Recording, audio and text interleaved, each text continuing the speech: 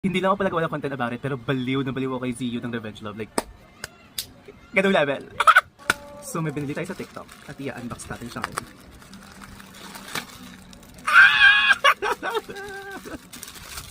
Oh my God!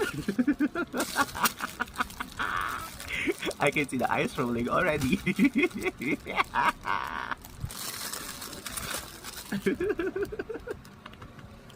Okay. Yung mata niya kamukha talaga ni Dakaw. Tapos, ayun, itatry natin. Dapat lalabas yung mata niya pag pinis. Lumalabas talaga. Ang cute! Ang cute niya! Ayan, gumagalaw din yung mata niya. Luwa matatas. Ay!